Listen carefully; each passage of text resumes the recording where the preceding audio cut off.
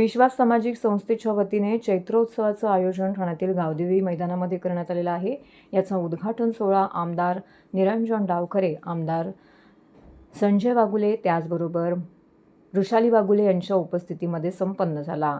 विविध प्रकारच्या गृहोपयोगी वस्तूंचं प्रदर्शन, त्याचबरोबर खाद्यपदार्थांचं प्रदर्शन या चैत्रोत्सवाअंतर्गत येथे भरवण्यात आलेलं आहे। सोबतच गावदेवी मैदानामध्ये छत्रपती संभाजी महाराज यांचा जीवनपट उलगडणाऱ्या रांगोळीचं भव्य प्रदर्शन रंगावली परिवाराच्या वतीने भरवण्यात आलेलं आहे।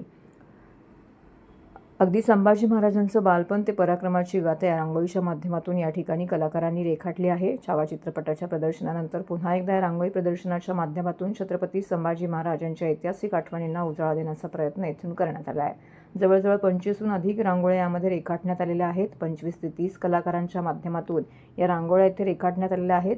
16 एप्रिलपर्यंत प्रदर्शन ठाण्यातील गावदेवी मैदानामध्ये सुरू राहणार आहे।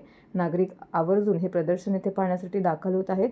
तर नुकताच सर्वत्र छत्रपती संभाजी महाराजांचा बलिदान सप्ताह साजरा केल्यानंतर चैत्रोत्सवाअंतर्गत रंगावली परिवाराच्या माध्यमातून या ठिकाणी आकर्षक अशा बोलक्या रांगोळ्या कलाकारांनी रेखाटल्या आहेत। तर आपल्या कलेचं या माध्यमातून सार्थक झाल्याची भावना कलाकारांनी व्यक्त केली आहे।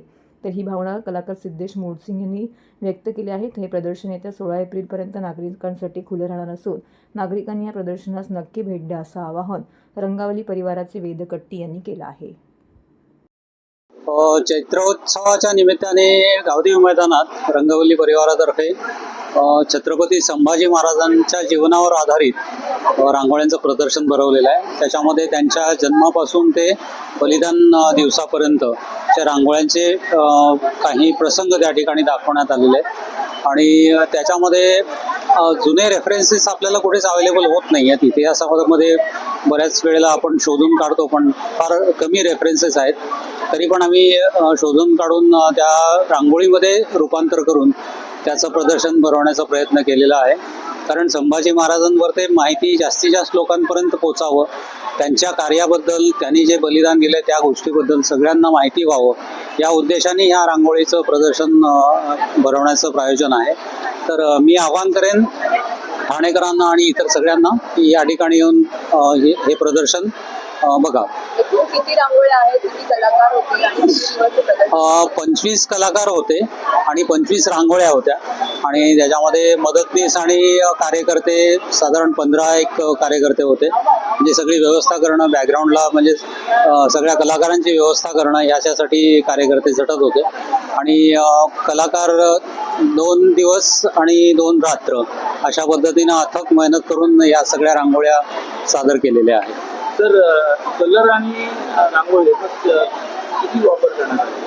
नाही, आता या ठिकाणी तुम्हाला जास्ती कलर, लेक कलर वगैरे असतात ते फार कमी प्रमाणात वापरून ती रांगोळी करायला लागते। कारण मोठी गालीच्या रांगोळी असते त्याला खूप कलर लागतो। या ठिकाणी हार्डली तुम्हाला म्हणजे जे पेंटिंग करण्यासाठी किंवा रांगोळी चित्रकरण करण्यासाठी म्हणून जेवढी लागते तेवढीच साधी रंग आणि रांगोळी वापरली जाते आणि त्याच्यामध्ये थोडेसे वेगळे कलर असतात, लेक कलर म्हणतो आपण त्याला।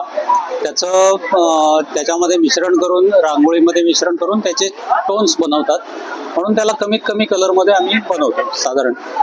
आज उद्घाटन झालंय, आज 9 तारीख आहे। 16 तारखेपर्यंत हे प्रदर्शन सगळ्यांसाठी खुलं असणार आहे। सकाळी 11 ते रात्री 9 वाजेपर्यंत प्रदर्शन चालू असणार आहे।